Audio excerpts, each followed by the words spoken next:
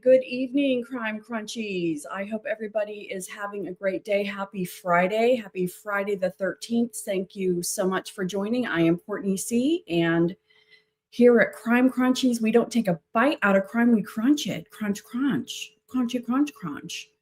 Well, we are entering the 13th day of, are we on day 13 or is this day 12? I can't even keep straight. I think that this is day 13. It is day 13 for the Nancy Guthrie case. This is embarrassing.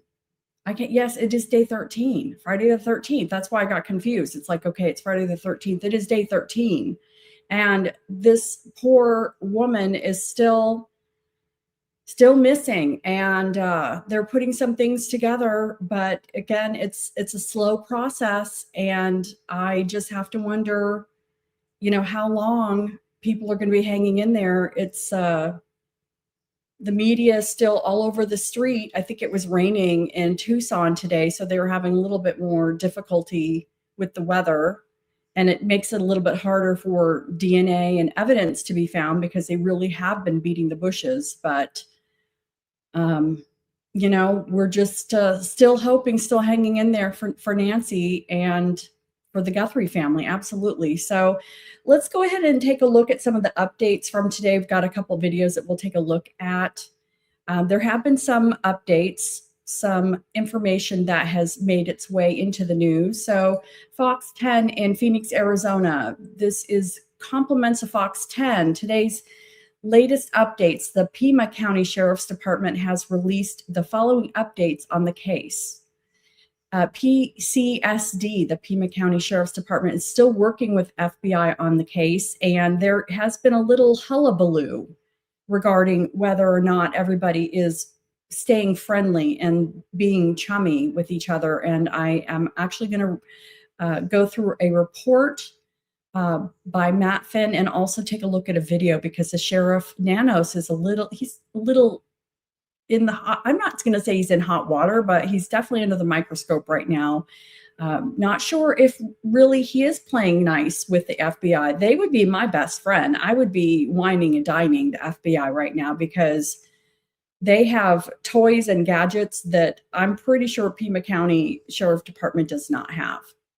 So the Sheriff's Department also said that several gloves have been located during the investigation, and the closest gloves were found about 2 miles away from the home, and that reports that a glove was found inside the residence or on the property are inaccurate. And that's very confusing to me, because some of the latest today in the hullabaloo that I'm talking about is the story that apparently on day 1 or 2 of the investigation, when the sheriff department went in the Guthrie home, there was a glove found inside the home of Nancy Guthrie's house, and that the sheriff shipped that off to a DNA lab in Florida.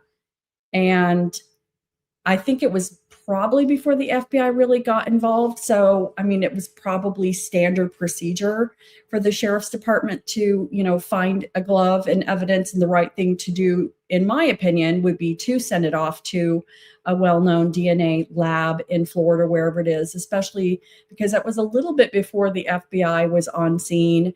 And I think that there's still some confusion about whether the sheriff's department is in charge or if the FBI is in charge. And again, if I was the sheriff's department, no ego here, let's just get this solved, because it does not look good. People's egos need to take a back seat right now. We've got a woman who's missing in whatever condition she's in. And this is this is global.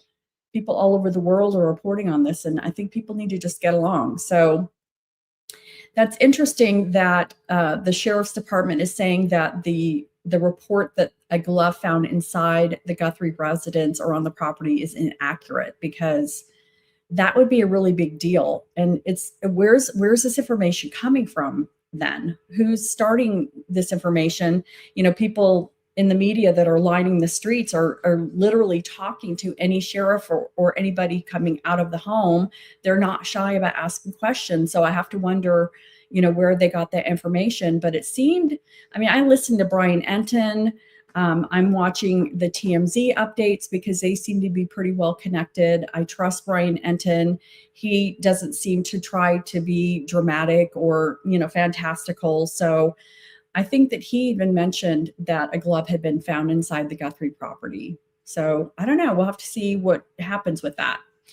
Number 4, DNA other than Nancy Guthrie's and those in close contact to her were collected from the property, and investigators are working to identify who it belongs to. PCSD is not saying where the DNA was located.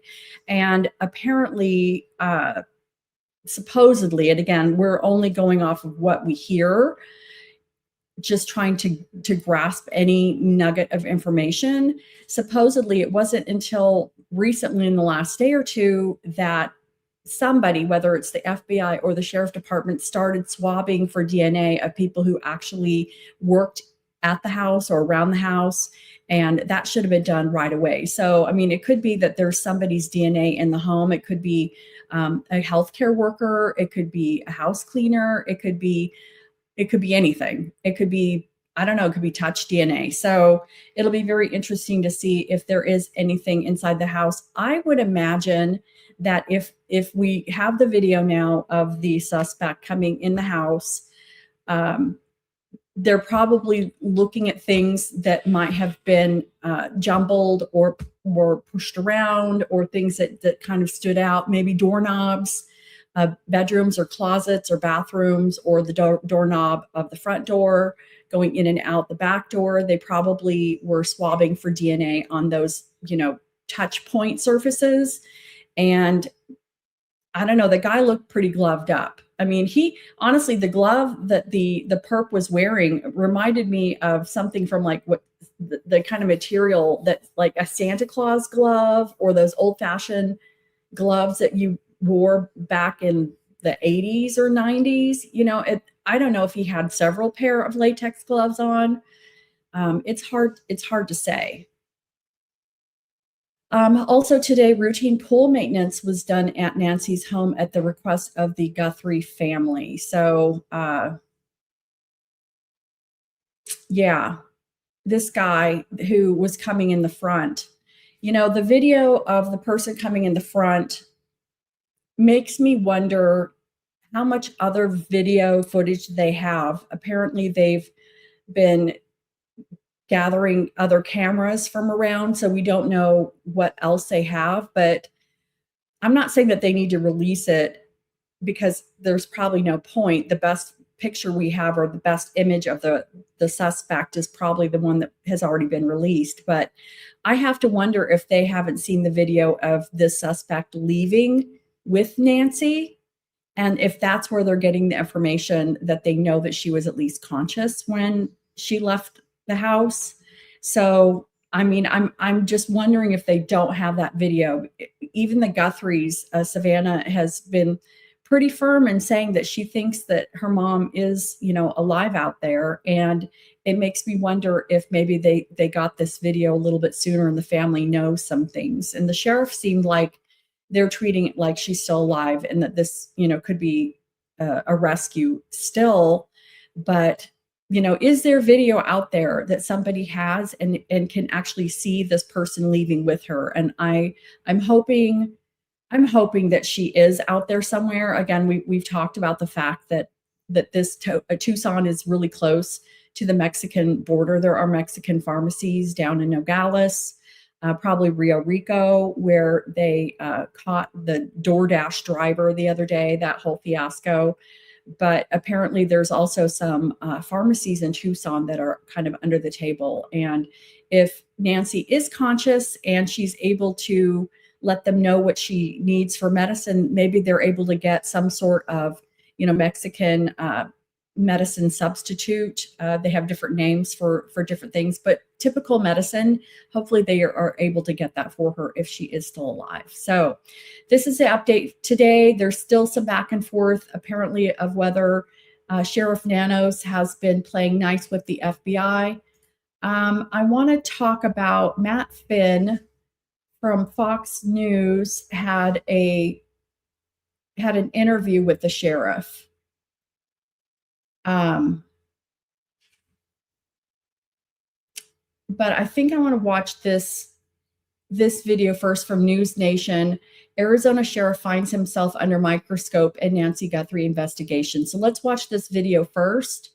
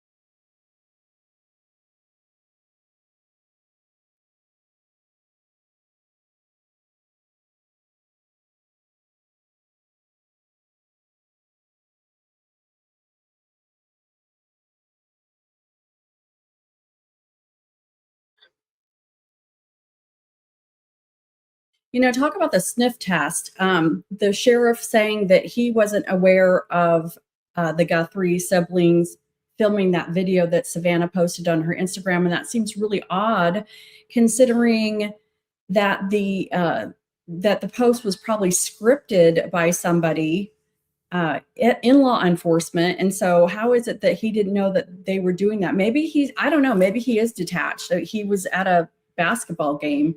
So, it's hard to say. I'm sure that everybody's doing everything that they need to do. And I certainly hope that they are putting their egos on the back burner, because now is just not a good time. And this whole infighting thing is definitely not helping. And especially if he's an elected official, that's not going to be good. So Matt Finn with Fox News, he just did a wide-ranging interview with Pima County Sheriff Chris Nanos about a lot of topics. Let's just take a look at some of the things that they said. I'm interested to see some of these highlights. So Nanos tells Fox that his office did not find a glove at Nancy's home. We have no glove. We never found a glove on that property, which is weird because we just watched that video talking an entire segment about how Nanos, his folks, found a glove in the home and sent it to a lab in Florida after the FBI wanted to send it to Quantico. So that just doesn't make any sense. Okay, continue. Nanos claims his office has been using the same contracted private lab for decades, long before he was in office. He says his office started sending the Guthrie evidence to this lab from the start, and that the Guthrie family DNA and other DNA swabs are there too. So it makes sense to keep sending the incoming evidence there so that the lab can immediately run the new evidence against what is already in-house. And I would agree with that. Again, it's, supposedly some of this stuff may have been sent before the FBI really got involved. I mean, that's great.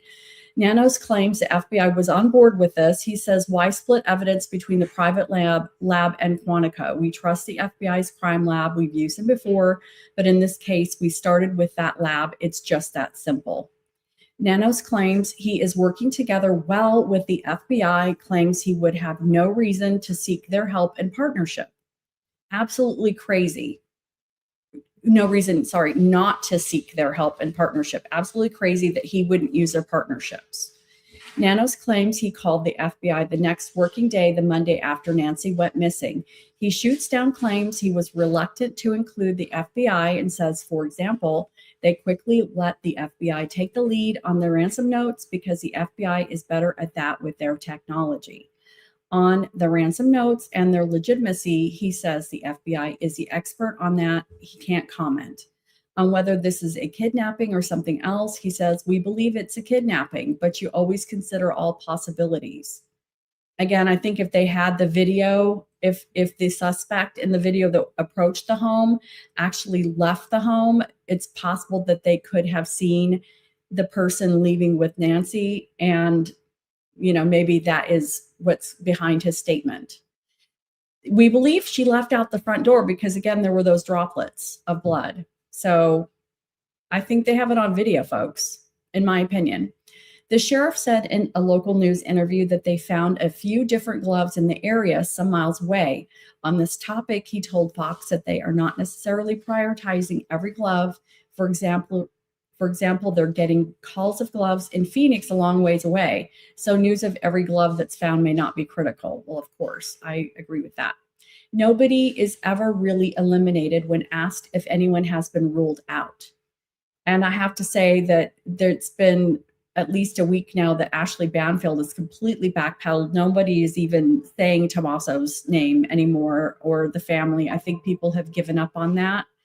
Nanos says the Rio Rico, Arizona man who was briefly detained the other night is a delivery person who was in the area of Nancy's house. More than one issue led sheriff to the Rio Rico man. After talking, the sheriff feels satisfied with his alibi. Nanos will not confirm to Fox if there was forced entry at Nancy's house or whether the front or back door was used, which this is interesting because apparently, and I didn't notice it in the videos that I've seen, but I think TMZ, Harvey Levin, has a picture, still shot of, on the left, the suspect coming in wearing the backpack. And then on the right, there is an image of the suspect without the backpack. So the question is it the same person, who uh, who removed the backpack and was doing something with the contents of the backpack? Or could it be a second person and they were just dressed similarly? So there's some question about it. And yes, they did find DNA, Nancy's DNA in the house, but apparently there is DNA inside the house also that does not match any of the family members or any of the other workers that they've swabbed. So thus far, there's DNA in the house that isn't matching anyone that they have. But again, samples are still at the lab, and all the samples are at the same lab so that they can compare the samples together. So I don't know, maybe they can find something. And even if, let's just say the suspect, his DNA has been swapped off a door handle, off a counter, or whatever. If that person, if his DNA is not in CODIS, they probably have people is it Orthram lab that does genealogy, and they probably have people who are ready to go to work on that stat. And so I think that, again, in 2026, people, if it is in technology, even if you're not a criminal and you're not in CODIS, they're going to find you because, there's, again, technology. It's 2026. Nana says Nancy's blood was found inside her home and Nancy's DNA was recovered inside, but he can't confirm the DNA inside is blood. Definitely, they believe that it's been reported that the blood outside the front door is her blood. But again, it looks like a 90-degree angle drop and maybe a nosebleed. So, we don't have any other information on that. On the criticism that the sheriff's office released the Nancy Guthrie crime scene house too soon, opened it up too quick, says it's not true. They got what they needed. I asked him if they should have cleaned up the blood out of sanctity, and he said it's not their role. That's possible. Sorry, I have allergies, so. Said it's a slap on his team to say they left too soon. Also says the deputy cars out front now are at the request of the family for safety. It's not that the sheriff signaling they left too soon. However, I know in one of his press conferences, the only handful that he's done, he did ask for a mea culpa. And that was, I think that's how he worded it. He said, please, mea culpa. Let's just get through this. I'm sorry. On allegations that family members are involved, the family has been fully 100% completely whatever we asked for, they've done. It was getting crazy out there with allegations about the family. You can't accuse people of a horrific crime like that and not have any facts behind it. But in the same interview, he does say no one is really ever ruled out as of today. And again, this is this double talk from Nanos. I'm seeing a lot of double talk from him. I'm not sure what the deal is. Some of this stuff just isn't adding up. The mathing isn't mathing. The math doesn't math. Nanos has talked to Savannah Guthrie. He says they've talked and texted, but she doesn't need to talk to the sheriff. She has people. The whole family has my number. And that's what I wonder. It's like, what are the Guthrie siblings doing? They're sequestered in a gated community.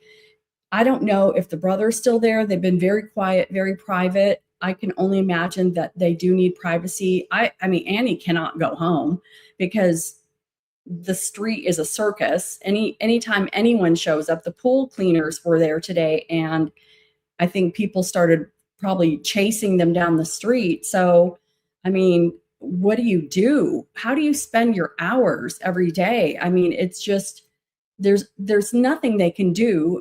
They're not free because Savannah is a public figure. She's not free to go out and beat the bushes with people and hang up signs and go question people. I mean, it's got to feel very, very helpless for them. And how are they filling their hours? Has the brother had to go home? At what point, if this takes months, at what point do they have to go home and try to resume their life? I'm sure that they are getting some type of acceptance, but I mean, I don't know. Very hard choices to be making right now. On reports and previous incidents that suggest Nanos doesn't have a good relationship with the FBI, you Google what you Google, you read what you read. I've got no response. I've always had a good relationship with the FBI. They're a good team, they're good people. But again, double speak. It sounds like the FBI is saying that no, he's not. And there have been people who've been interviewed by I don't know if it was Brian Enton, but it was somebody was interviewed who said that this particular sheriff does have an ego. He has an ego and he wants to be the one out front. So he has been doing a lot of interviews. I mean, considering he won't hold a press conference and just answer questions, he's doing a lot of like an interview like a circuit. Um, which is interesting because he's saying that he doesn't want to do a press conference and they're not going to hold something official until there's, a break in the case or something important, but he's doing tons of interviews. So it just, again, it's more doublespeak. Um, Here's somebody who responded, except Nano says he didn't call the FBI. They called him in his February 5th press conference. Let's just listen to this.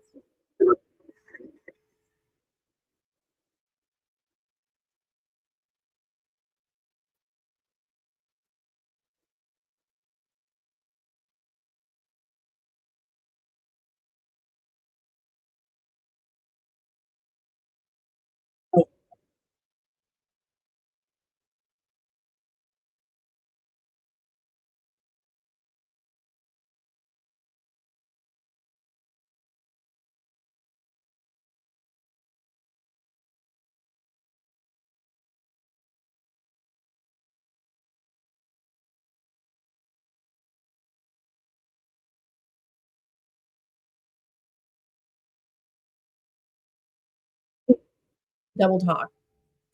So anyway, it's just, it's he said, and it's what are we going to do? There's nothing we're going to do. Let's see. Let's take a look at some other updates on this.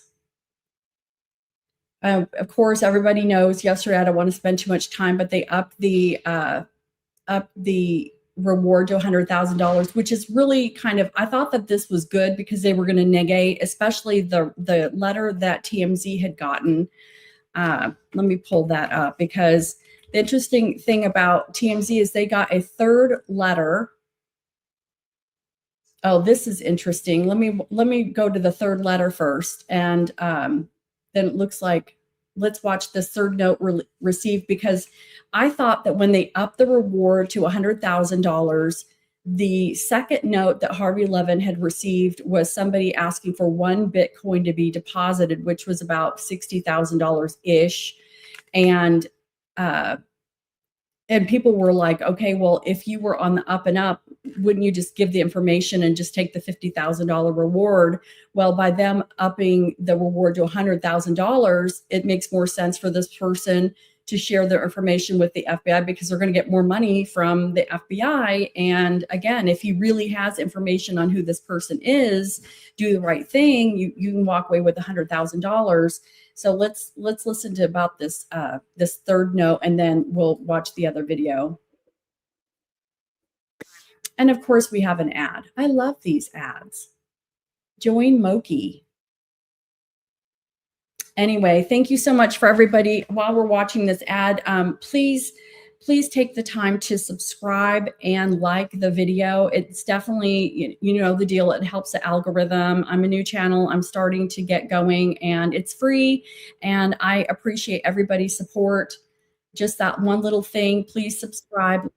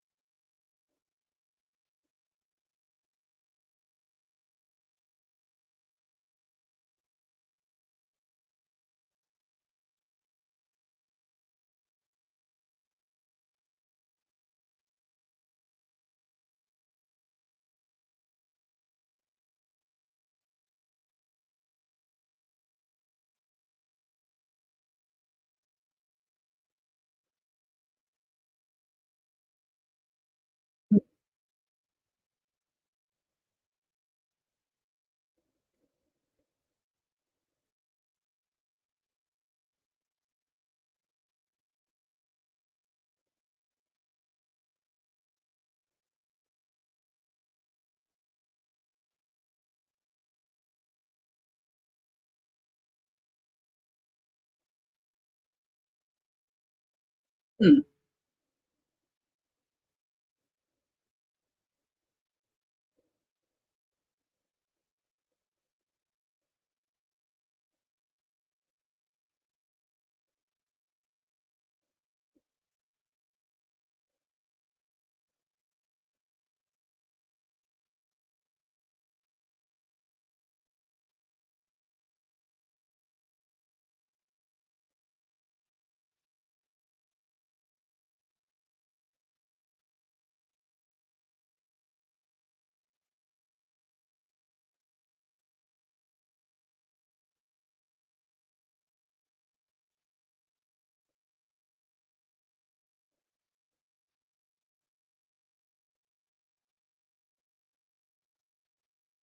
Yeah.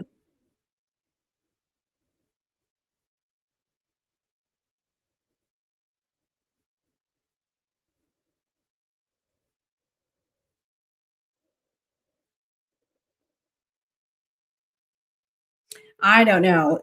It could all be a hoax. It's really hard to tell with these people. It's shocking to me that something horrific like this happens and these, nut jobs come out. Okay, so this is a new video that I have not seen. This looks like it was just an hour or two ago from CNN.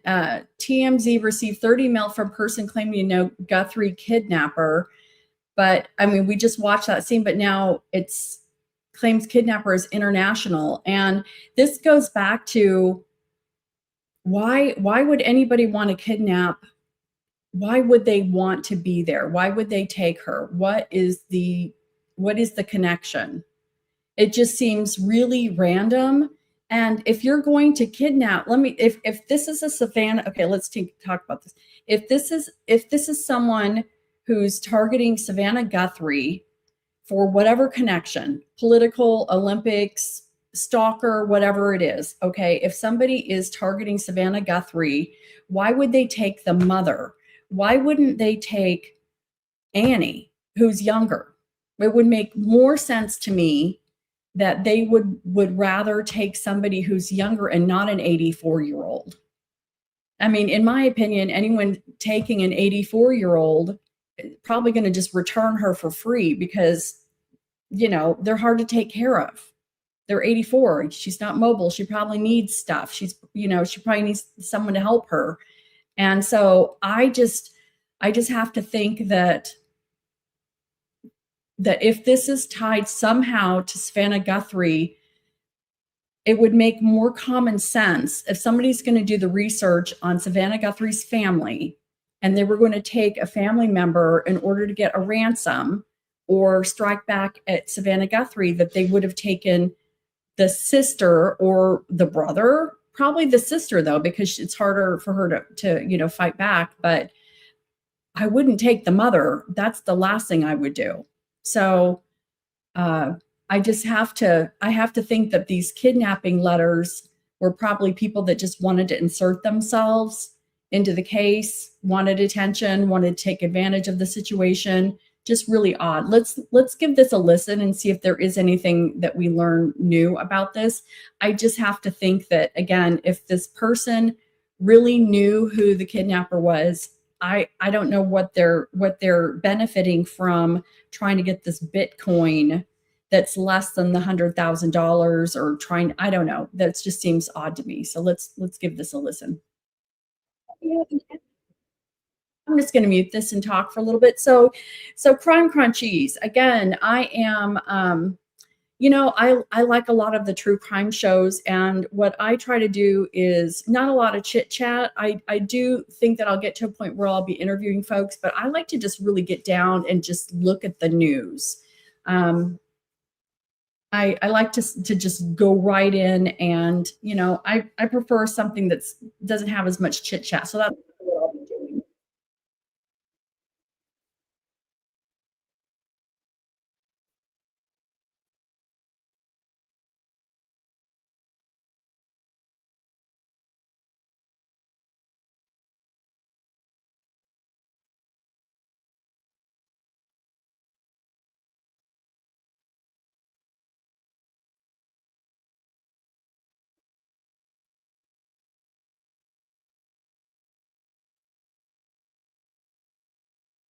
Oh,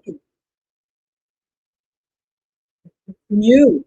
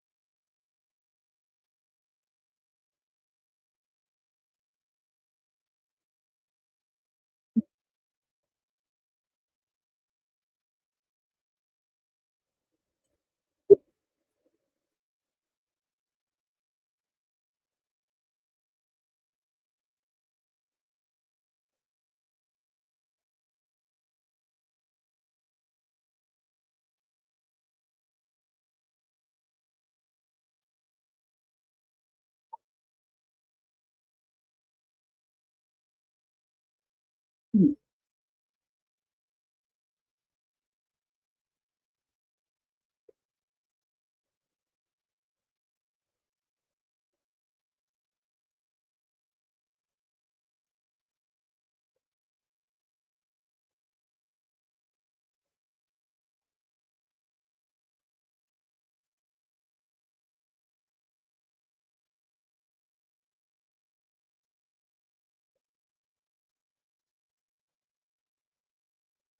Mm.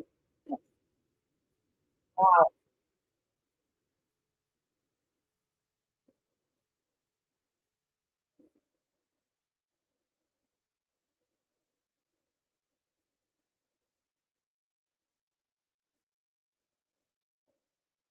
Wow.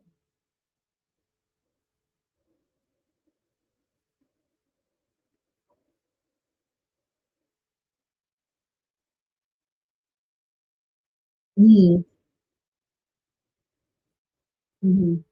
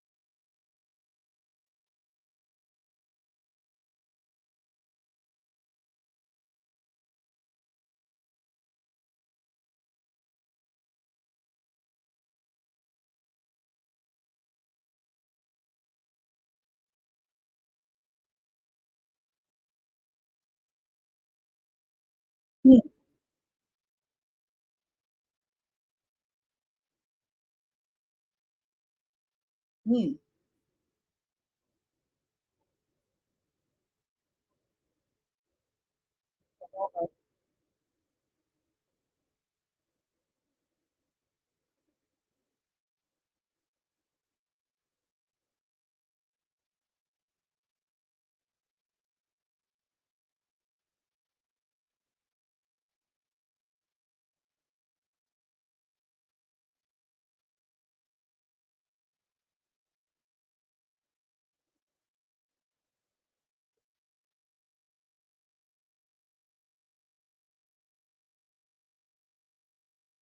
Wow.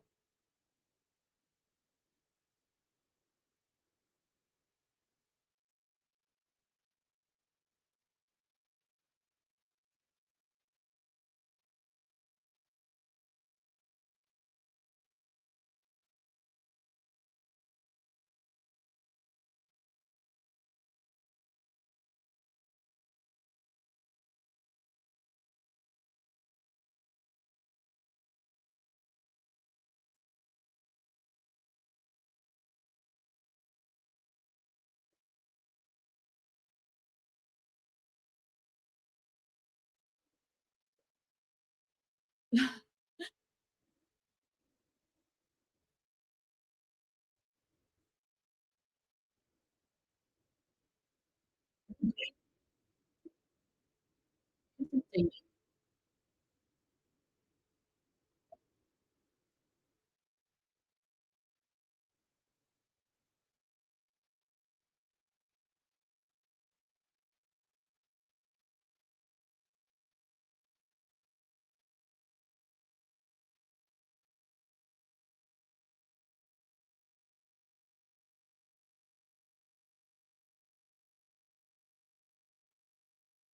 Mm.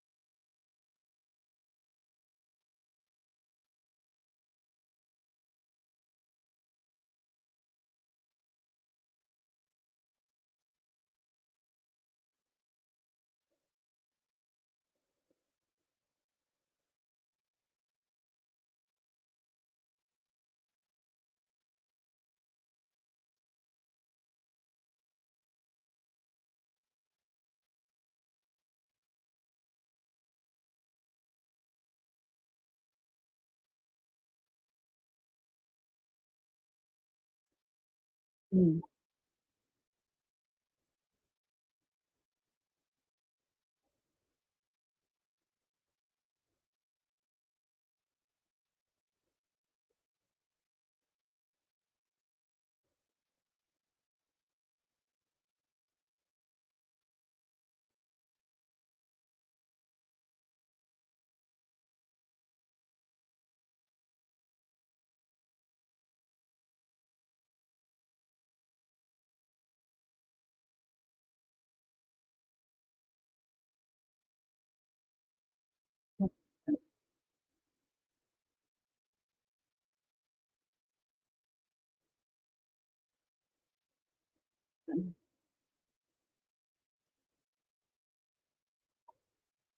Yep.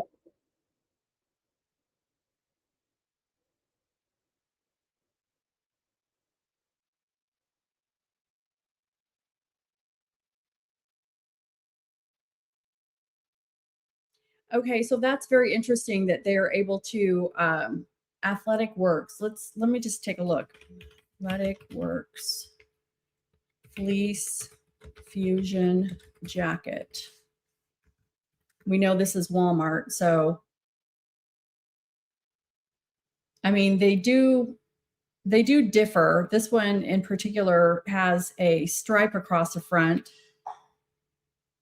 and I want to bring up the information that I learned the other day. I mean, the technology of security at these big box stores is amazing, and the fact that the FBI is able to take a picture of this guy in this outfit and pop it into software that syncs with stores like Walmart or Target or wherever, and it's able to scan the outfit, the clothing, even in black and white, apparently, the face, whatever it's able to scan, watch the person walk, and the computer is able to just go boop, boop, beep, boop, boop, beep, boop, boop, boop, and match it if there was somebody seen on footage at Walmart walking around that maybe had that same gait. This guy seems to be leaning a little bit to the left, the way he carries himself. So it's like crazy that you could be walking through Walmart, you don't realize, but your entire body is being scanned, and that information is being retained in some sort of a database that they then could later on pop a picture in and pick you out, and apparently if somebody makes a purchase at Walmart, whether it's cash or card, whatever the item is, they have a video record above that cashier or the self-service kiosk. So they can again go and do boop, boop, beep, boop, boop, boop, beep, boop, boop, boop, boop, boop, and they can enter in an item and probably find out all the Walmarts in the area where that item was purchased at. I don't know if it goes back 90 days or 120 days. And one thing I want to point out is, keep in mind, this is Tucson. It's hot. People are not going to wear jeans for probably 10 months out of the year. And a fleece jacket like this at Walmart could be something that they purchased recently, because it has really just in the last month gotten chilly by Phoenix and Tucson standards. And so it's very possible that if they have this person being seen purchasing this jacket at a Walmart in the area, that they'll be, if within the last 90 days or so, which is very possible, because keep in mind, let's see, it's February 13th. It's hot up until probably November in Phoenix and Tucson. It stays pretty warm, just starts getting chilly kind of past Halloween. So really November is when it starts, what we consider getting chilly when you live in Tucson and Phoenix. I used to live in Phoenix, so I know, and it's very common to not really have cold weather wear. So it's very possible he went and purchased these things. If he was planning on doing this, I mean, if this is organized, which it looks like it's organized, he could have gone out and especially the ski mask. Hello, I don't know that he could have even bought a ski mask locally. He may have had to have purchased that online, because ski masks or balaclavas, they're not common in Tucson and Phoenix, even in the winter. I mean, the most you're going to need in Phoenix or Tucson is a jacket like this. You don't need a balaclava or a ski mask. So, and again, everyone's talking about this holster, and some people were wondering if it wasn't the cartel because of how he's holding it, but people are saying that that's not how they do it. It would make sense that they could have taken her south of the border.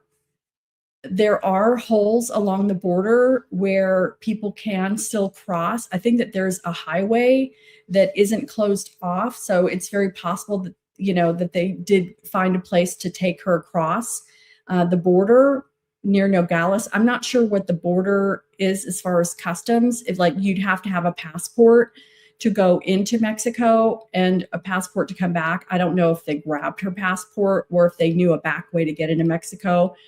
They probably, if they planned this, they probably knew how to get her back into Mexico. And again, I'm guessing that since they have this video of this guy coming in, and we know that she left out the front door because of those droplets, there's going to be video, folks, of her leaving with him in whatever condition she was in. And if this is international, if this is for whatever reason a target of Savannah Guthrie, maybe somebody sitting around was like, oh, well, she's going to the Olympics, because it had been advertised that she was going to be going to the Olympics and, hosting some of that. Maybe somebody said, well, hey, I know where her mom lives. I know where her family lives. Why they didn't take the sister. maybe they didn't know about the sister, but I mean, it would make more sense to take the sister because she's younger. She's not 84. And I'd mentioned in one of my other shows about the mother, you know, that I thought it was weird when she was dropped off that night, how they have a time of the garage door opening and then 2 minutes later, the garage door closing. And I know from my own experience, my mother was 82 and she could not walk a long distance. Nancy Guthrie they said she could only walk like 50 feet. I assumed that she had a walker because women of that age, if they can only walk 50 feet, I'm telling you right now, if she's going from a car into her house any distance, she's going to have a walker. Especially if she's carrying a purse, she could have had a water bottle with her. A woman who's 84 who has mobility issues, has heart problems. Again, I made the assumption she had a walker. It's just because in my personal experience, in that situation, that scenario, I've never seen an 84-year-old woman who couldn't walk more than 50 feet not have a walker. So the 2 minutes of her being dropped off, the garage door opening, 2 minutes later, the garage door closing, that seems really fast. And it seems odd to me that with her mobility issues, that somebody didn't walk her up to the door. And those were some things that I was kind of pondering and positing before this video had come out, because I wasn't sure if that night that the things that they said had happened with the dinner and the playing games and whatnot even happened. But, you know, I do believe somehow maybe she did, maybe it only took 2 minutes for the garage door to open and close. But I believe that there's no way that they don't have a video of her leaving that front door. So the fact that Harvey Levin is saying that the FBI is very interested in these notes, I mean, there's a far cry between a robbery gone wrong and somebody getting rid of Nancy and an international kidnapping. I mean, that's miles apart as far as it could be this or it could be that. And it's like, it just doesn't make sense to me. I don't know. This is just one of the craziest cases. Nothing makes sense. And of course, they have to protect the investigation. They can't give us all the goods. I mean, we're curious because nothing is adding up. And especially people who are watching true crime, you want to know what happens. You want to know, you know, you're a logical thinker, because a lot of this really has to do with evidence and tech. And typically people who watch these type of stories are interested and they understand the science enough to follow what's happening.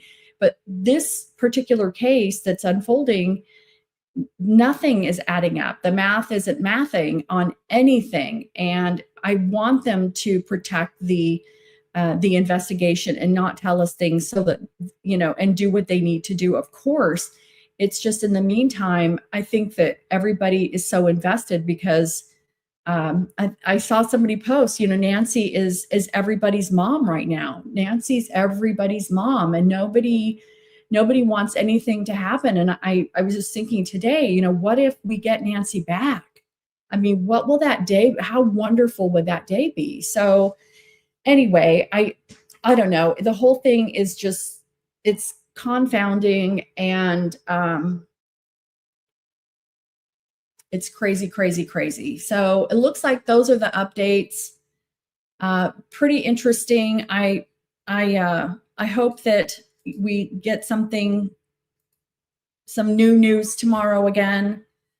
I thank everybody for showing up tonight. Thank you so much for checking in with Crime Crunchies. You know, my thing with Crime Crunchies is we don't take a bite out of crime, we crunch it. And I do like to dig into more of the news aspect.